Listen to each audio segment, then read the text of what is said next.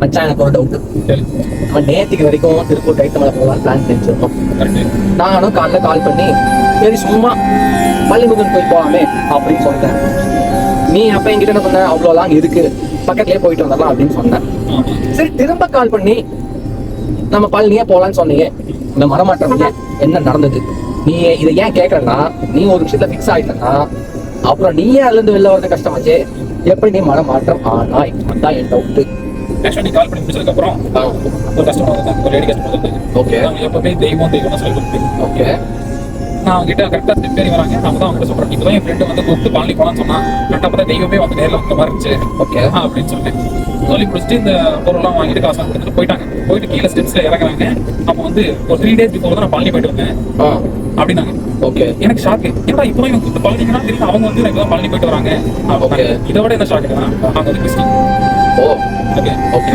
சரி, எனக்கு mind confuse ஆரம்பிச்சு. இப்போ திருப்பூர் போகலாமா பள்ளி போகலாமா அப்படின்னு டவுட் ஆரம்பிச்சு. அப்புறம் அவங்க இறங்கி போயிட்டாங்க. இறங்கி போய் 2 secondsலேயே ஒரு பஸ் வந்து இருந்துச்சு. பஸ்ல பார்த்தா பீகாக். ஓகே. முருகரோட வாகனம் பீகாக் இல்லை, அது வந்துச்சு. எனக்கு மறுபடியும் கன்ஃபியூஸ் ஆரம்பிச்சு.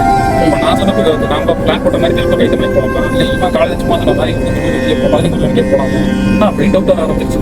மறுபடியும் 2-3 ரவுண்ட் சுற்றிட்டு இருக்கும்போது திரும்பி பார்த்தா வண்டியில ஃப்ளக்ஸ் பழனி இசை கச்சேரி பழனி முருகன் கோயில், முருகன் கோயில் தான் பழனி தான் போறாங்க, பழனி முருகன் கோயில் அப்படின்னு போட்டிருக்கு. ஓகே. சரி, அவங்க டவுட்ல தான் இருந்தேன். சரி எப்படா போகிறது, லாங் டிஸ்டன்ஸ் ஆச்சு அப்படின்னு சொன்னாங்க. ஒரு ஃபிக்ஸ் ஆகிட்டுனா அது படி மாறாது.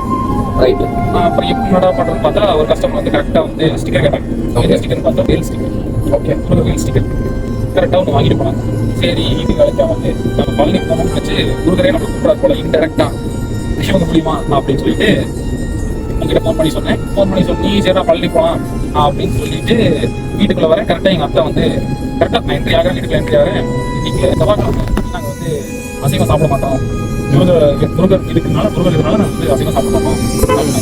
முருகர் வேலு அந்த கிறிஸ்டின் ஆண்டி சொன்னது, ஸோ அந்த பசங்க அது பழகிச்சது இது எல்லாமே வந்து இது வந்து நம்ம திருப்பூர் போட்டோம். முருகர் வந்து ஸ்ட்ரெயிட்டாக வந்து பழனியாக வந்து பாரு அப்படின்னு சொல்ற மாதிரி இருந்துச்சு. அதனால நானே உன்னை வர வைக்கிறேன் பாரு அப்படின்னு வந்து முருகரா கூப்பிட்டா இதுதான் முருகர் இஸ் காலிங் அப்படின்னு சொல்லுவாங்க.